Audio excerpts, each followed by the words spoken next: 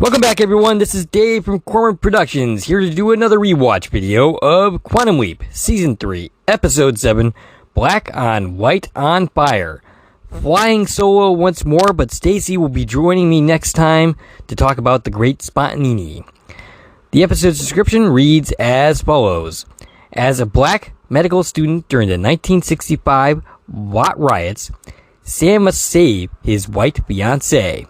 The episode was directed by Joe Napolitano, who last directed the Halloween episode, The Boogeyman. The episode was written by Donald P. Belzerio and Deborah Pratt. This is easily their best work for Deborah Pratt and Joe Napolitano for that matter, though he has some classics under his belt so far in this series. The episode takes place on August 11th, 1965, and originally aired on November 9th, 1990. Before going any further, I will tell you a couple of things. One, this is not a spoiler-free podcast. If you hadn't watched the episode, please go and check it out, and then come back and give me a listen. Secondly, if you are on one of the platforms that this podcast is now listenable, please hit me up with a follow. You can also head over to my YouTube channel, Corman Productions, where additional content can be discovered, both Quantum Leap related and otherwise. If you are already on my YouTube channel, please like, share, and comment, as well as subscribing to my channel. This episode is pretty difficult to talk about. One, absolutely for content reasons. It has a lot of difficult questions that the episode raises, and differing philosophies, things that are difficult to talk about. At the same time, there's a lot of running around and things being on fire, and those are the more harder episodes to talk about. But this is an absolutely fantastic conversation that invites serious conversation and is still depressingly relevant even 30 years later. It's funny for all the people who have declared the new Quantum Leap revival as too woke for them. The new show has yet to produce anything quite like Black on White on Fire. As a measuring stick for our progress, it seems like we've made some. But have we really? There are times where I'm not so sure. At times I'm convinced that all the bigotry and hatred is still there. It's just coated and forced under the surface. When this episode aired, we were slightly less than a year away from the Rodney King beating at the hands of the police. The officers involved were acquitted on the charges, leading to the LA riots in 1992. 2,000 people were injured, and nearly $1 billion in property damage was caused. Fast forward to 2020, which is an infamous year for a variety of reasons, such as a pandemic that you may have heard of. It rhymes with Morona, and the death of George Floyd, which sparked protests across the country. Protests, as well as some riots. It has been suggested that the riots were instigated by undercover police officers, most likely in an attempt to turn public opinion against protests, as many are turned off by violence. The protests that I attended were completely and totally peaceful. There are many clips online of violence that was done on the peaceful protests by the police. If you look through history, you will see similar actions taken by law enforcement in reactions to peaceful protests. I'm sure there were some legitimate acts of violence to be found within the protests as well, mostly opportunists taking advantage of the situation, and of course build up pent-up anger. I have heard more than a few say that they don't understand riots. They don't understand destroying your own community, as is presented in this very episode. I don't claim to have a full understanding myself.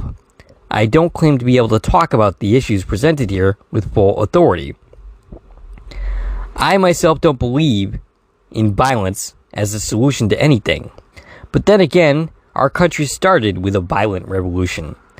And I believe that we are headed there, not just because of the issues presented here, because the powers that be have long stopped having our interests at heart, if they ever did in the first place.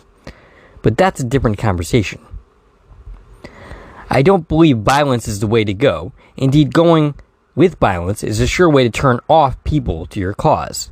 However, I can imagine, because I am highly empathetic, the anger that would lead someone to go that route.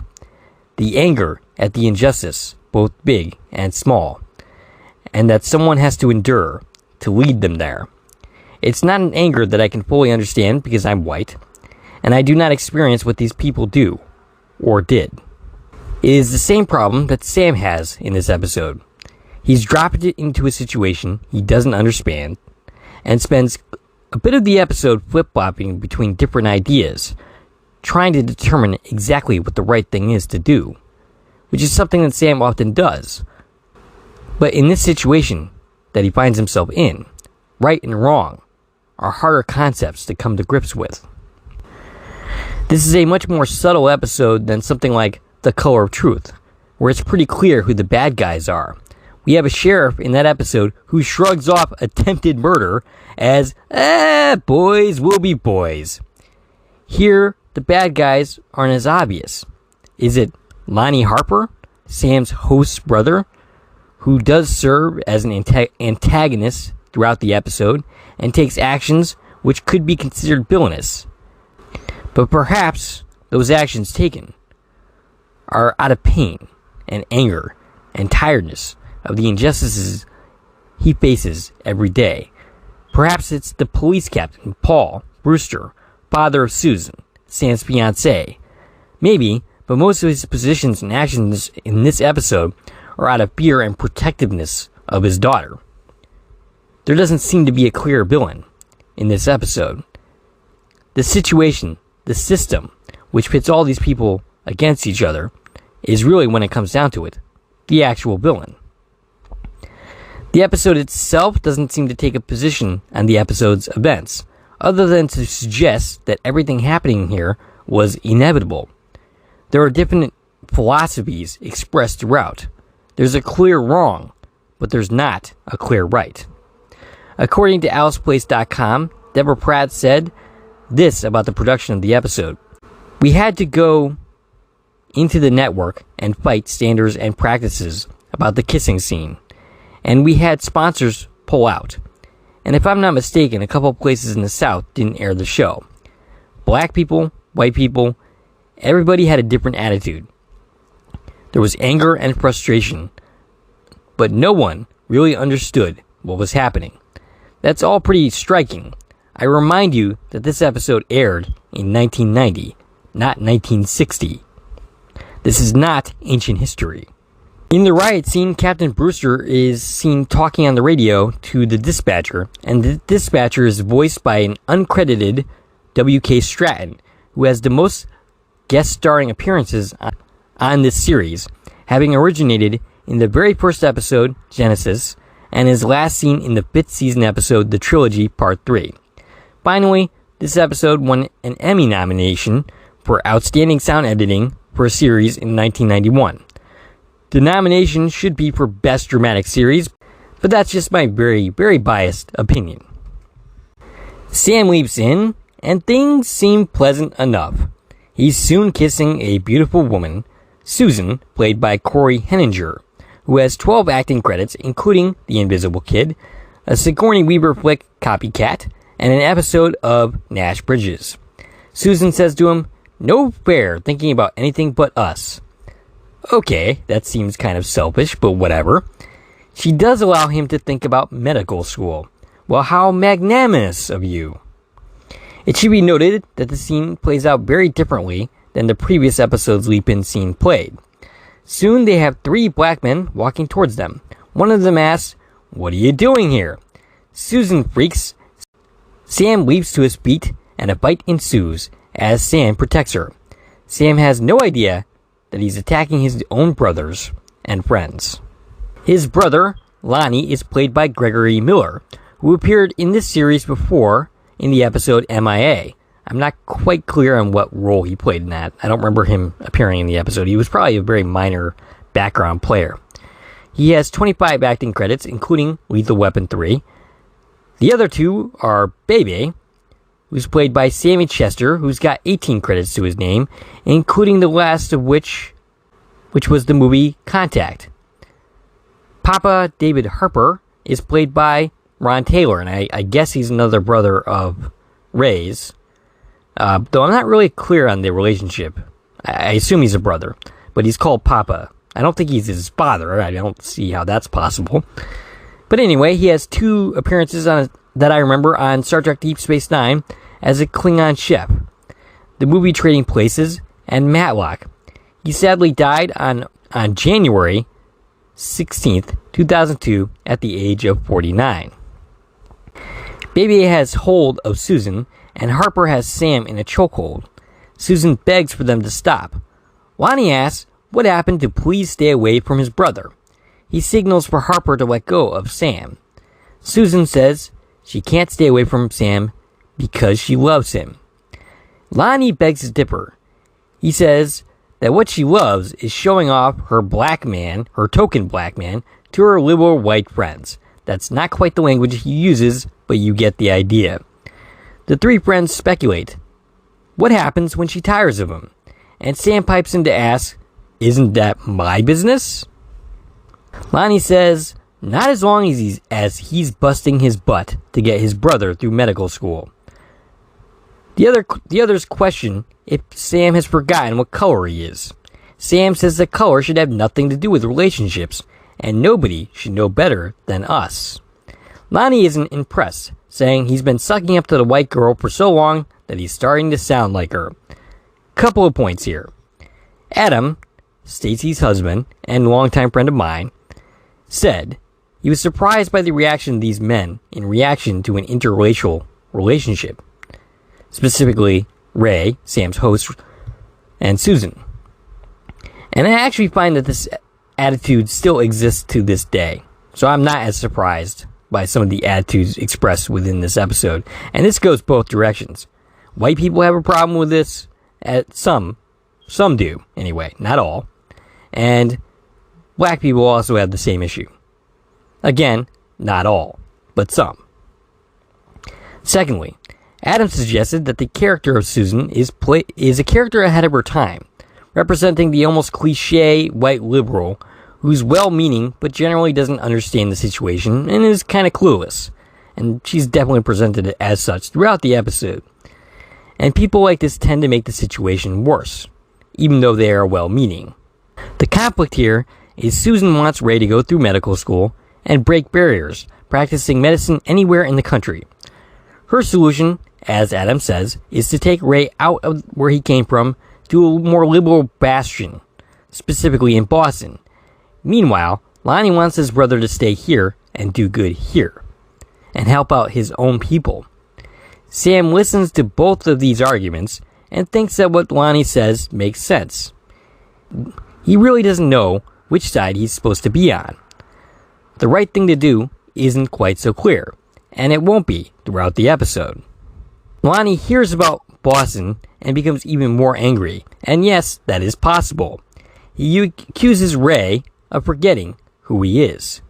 We have some stock footage of, I assume, Watts back in the 1960s, which helps to cut down on the cost of this episode, especially later when the riot starts. Sam drives Susan home, where they encounter her father, played by another Star Trek Deep Space Nine alum, Mark Alamo.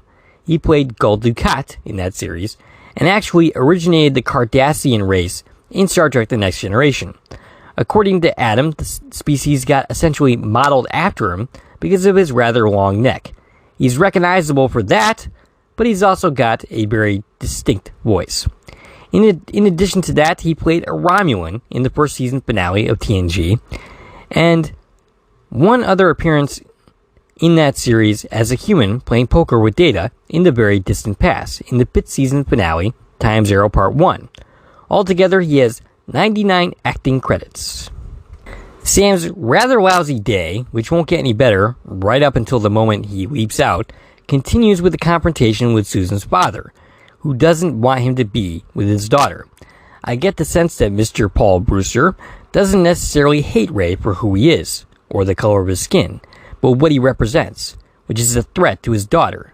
He thinks that if she keeps hanging around in Watts, that she will eventually be killed, and there is nothing Sam is going to be able to do about it. The original history proves him correct. Al makes his first appearance at the 9-minute and 53-second mark, asking Sam how he's doing. In response, Sam says he's a black man again. Sam elaborates and says he's a black man who's engaged to a white woman and nobody wants them together. How very Romeo and Juliet of them. not his family or friends or even her father. Yeah, that's going to be the least of your problems very, very soon. Al points out in 1965, although California is as far left as you can get, there's still a lot of ignorance and bigotry. Sam asks what he's there to do, but Ziggy doesn't know yet. He's running scenarios on the riot, but hasn't come up with an answer yet. The Watts riots, which Sam's Swiss cheese brain can't recall, started on August 11th, 1965, as a result of a 21-year-old African-American man named Marquette Fry getting pulled over and charged for drunken driving. The situation involved his brother and eventually his mother. The situation soon escalated, and there were rumors that the police struck a pregnant woman, which is a factoid that only heightened the tensions at the time. Sam speculates that maybe he's there to stop the riots. Okay, Sam, how exactly do you think you're going to be able to manage that one? Al points out that he can't. The arrest has already taken place, and the fuse has been lit. Sam says that he can warn the people. Okay, but who's going to listen to you? Al asks. Sam suggests his brother. Ugh. Okay, you're 0-2 so far in your ideas here, Sam. What about your interaction with your brother makes you think that he would be even remotely interested in helping you here? Al calls Lonnie militant, and he does seem like a Malcolm X type. Less in the vein of Martin Luther King, but more in the vein of Malcolm X, who for the longest time was militant, though towards the end of his life he did change that around a little bit. At least that's what I read at some point. Sam suggests running a scenario on him and Susan, and Al's confused and says, "You mean Ray and Susan, right?" Ziggy gives him a scenario that says there's an 86% chance he's there to keep Susan and him together, that Ray lost her during the riots.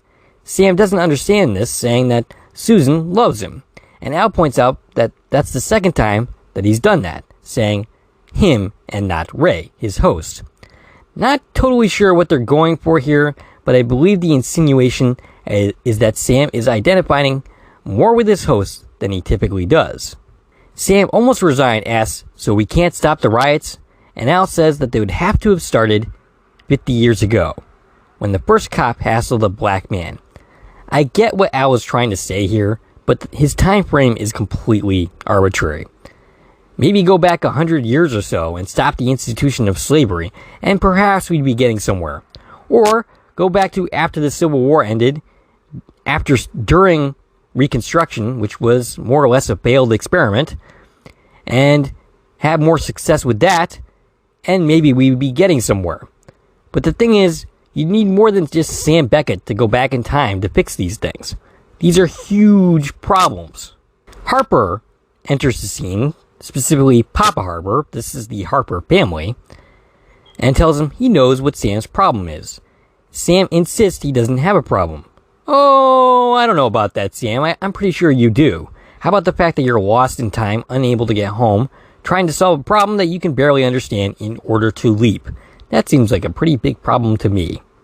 But Harper, who is perhaps the only comedic relief in this episode, suggests he's forgotten what being with a black woman can be like, and tells him to go to a party to maybe help him remember. Sam doesn't want to go because, there's a riot about to start, but Al tells him to go with him while Al gets more data. The party scene is as light as the episode gets, and it doesn't happen for long. Harper tries to hook Sam up with someone that Ray used to date, who's quick to throw herself at him. Lonnie and Bebe interrupt the party to tell everyone that the streets are swarming with cops.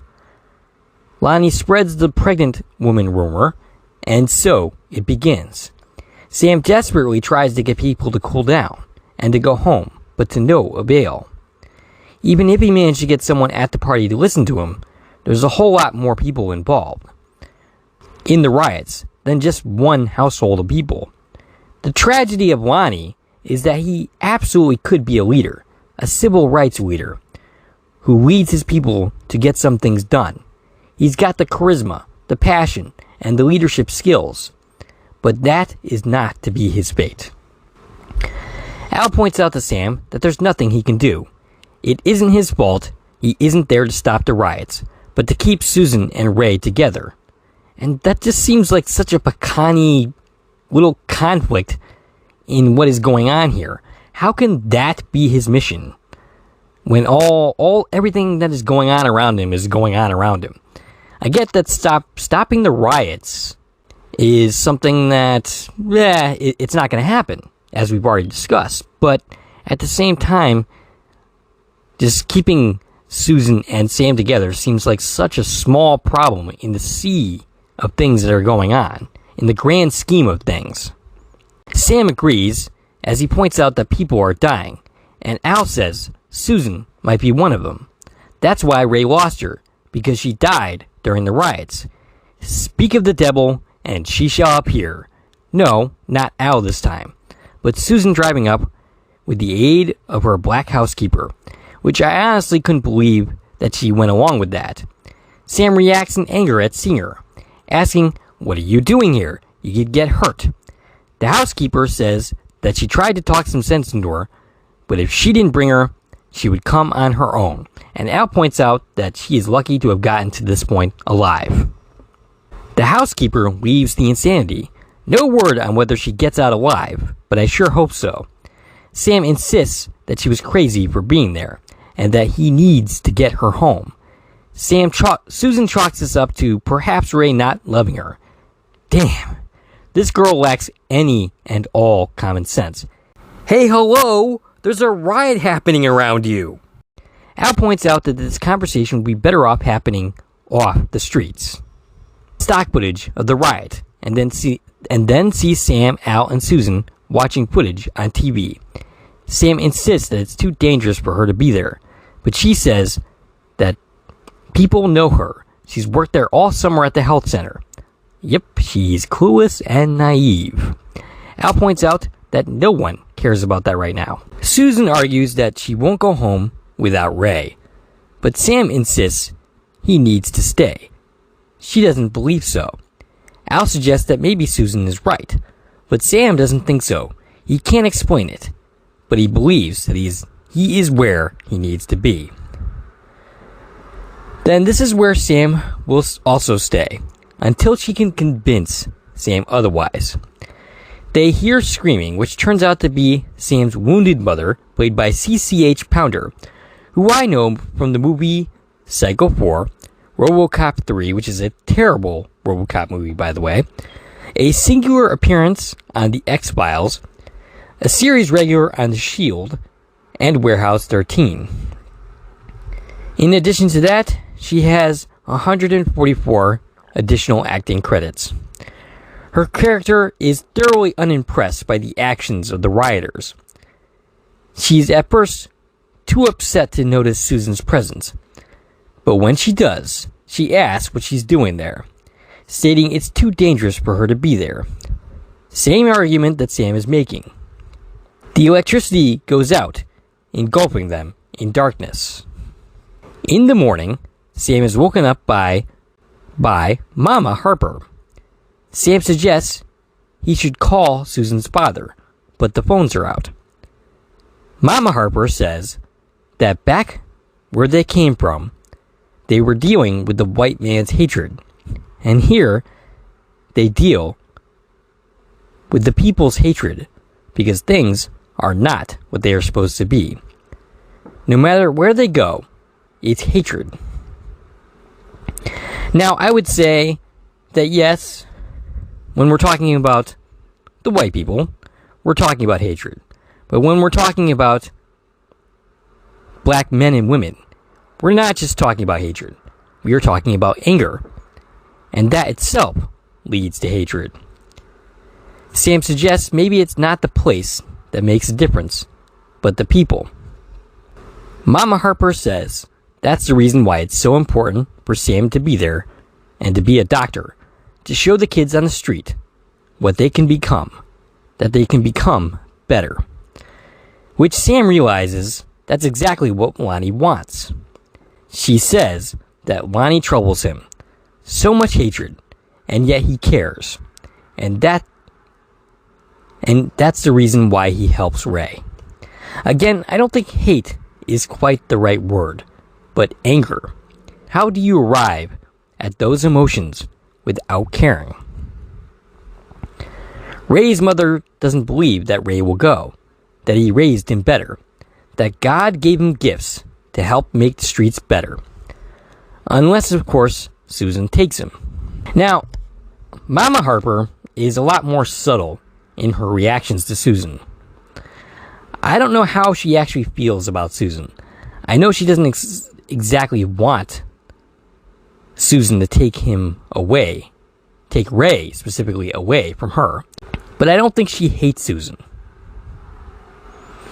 I don't think she's prejudiced against Susan, but more what she represents, and that's her son going away. That's her son not being around to help the kids on the streets become better, because that's what she feels is the right thing to do. Susan, who ends up in the scene, having woken up, says that she loves Ray, and she only wants what's best for him. And she does not want him to lose a chance to be someone great. Ray's mother says that he can be great right here. Susan says he can be good, but not great. Huh? Who says? By what measurement are you saying he can't be great right here? What are you even talking about? Why can't he be great right here? Do you mean he can't be famous? That he can't break the glass ceiling, so to speak, for his people in the white world? This strikes me as a vacuous and empty statement. And I think Sam more or less agrees. He thinks he could do good and great right here in Watts. He can help his people. But here's a problem. The ghettos, as we think of them, are the result of active governmental policy. The system is against these places improving. School systems are funded by property taxes. If your property has almost no value, then your school system's budgets are non-existent. Without a proper education, it is impossible to move upwards in the world. It limits opportunities. With no job prospects, many turn to crime, such as dealing drugs in order to survive, or they join gangs, so on and so forth. They either end up dead or they end up in jail. And when you're in jail, you end up in the for-profit prison system, where in a lot of cases they put you to work. It's slavery in another name. And then when you get out, your job prospects are even less available, because you have to tell every job that you apply for that you are a felon. Improving your neighborhoods seems to be an almost Herculean task. Susan's solution? Ray leaves, makes a better life for himself, maybe makes oodles of money, and perhaps he then turns around and invests in those communities. That's not Susan's ideas. That's perhaps one that I am suggesting. The only thing is, people who do escape change in their thinking. I made it despite growing up here, so why can't others? Human nature is fun, isn't it? What's the real solution then? I don't actually know. Perhaps overthrowing our government and starting anew. Not that I'm suggesting that. Susan ends up asking, do you want to stay here in Watts? Raise our children here? Mama Harper says that raising the children will be difficult no matter where they are. They won't be white or black.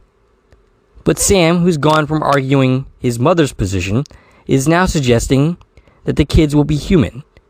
And he's more arguing on Susan's sides. And if we start to think of them like humans, things will change. It's interesting. Sam isn't Ray. Not really. He is somewhat similar to Susan in that he represents the white liberal who's clueless as to the actual situation. He didn't grow up here. He is not actually a black man who's been through everything that a black man does. So his understanding is limited. He's an idealist. He's been trying to understand the situation since he got here, and he spends some time flip-flopping, which is what I said at the beginning, about what exactly he should be doing, even though he innately seems to have settled on the idea of staying there in Watts. Lonnie and Bebe, who's hurt, plus Papa Harper enter the scene holding guns, which makes Mama Harper angry. Papa Harper wants to know what Susan is doing there. She can get hurt. Lonnie skeptically says that with all their brothers and sisters dying out there, he's worried about one racist. Papa Harper says she isn't a racist. Papa Harper is an interesting character, as he is representing, or trying to, a call for morality and reason that is shouted down and barely heard in the current situation. They burned down a white Jewish store owner's business. I know he's Jewish because Lonnie refers to him as such, which is striking in itself. Lonnie isn't racist because you need power to be racist, but is prejudiced and biased against this man, who is Jewish, who historically have faced similar injustices, and maybe something every bit as bad as slavery itself, such as the Holocaust. Papa Harper says it's wrong, while Baby says that all they did was burn down the business of someone who's been stealing from black people. No, it seems that the person was providing services in exchange for money, which is not the definition of stealing. But Baby suggests that he was giving nothing back to the community, except for the goods and services that he was selling. So perhaps he was doing some good. Susan brings up the clinic, which is when Sam realizes that's where they should be. Susan asks how they can get there when it's locked. Papa Harper says that the one thing they don't need in Watts right now is a key. At the clinic, it's chaos. People are hurt. A mother brings in a kid, and then ends up seeing Susan and freaks out, threatens to take the kid away, but Sam reaches a compromise, and Susan is shocked by the hatred and the anger and finds herself upset. Later, when Sam talks to her, she has doubts about their relationship, realizing that they won't be accepted anywhere. She says she can't go through life being hated because of the color of her skin. The lack of self-awareness in that line is astonishing. Ray would have had a much different reaction here than Sam does, who can only muster up a mild, "I imagine that's how everyone in Watts feels tonight." He and Lonnie bring in Papa Harper, who's been shot. There's a lot of fraught action, but for all the chaos, yelling and arguing about what to do, Papa Harper dies. Papa Harper represented the middle ground, the one between Sam and Lonnie. And now here he lies dead on the ground. Lonnie, distraught, in reaction says that no more black people will die. He will see to it. And his way of doing that is to grab Susan and say, if any more brothers die, then she will die. And then he runs away. Sam tries to go after him, but Baby pulls a gun out on Sam. Sam tries to talk the gun out of Baby's hands, but only manages it after Mama Harper distracts him and they get into a fight. After Baby has been disarmed, Sam takes off. Mama Harper says to Baby that he's a fool, that they are all fools. We see Sam running around trying to find Susan and Lonnie in the midst of the destruction, in the midst of police beating on everyone around them. Al enters to tell Sam that Susan's odds of dying jumped up to 82%, but Al can't get a lock on her. They could barely get a lock on Sam because of all that was going on. Sam is lost, but Al tells him the way. There's a brief scene between Lonnie and Susan. Lonnie says that a black man dying tonight means nothing. It won't get the reaction or the attention that he hopes for, but perhaps a white woman, the daughter of a police captain, will get a proper attention.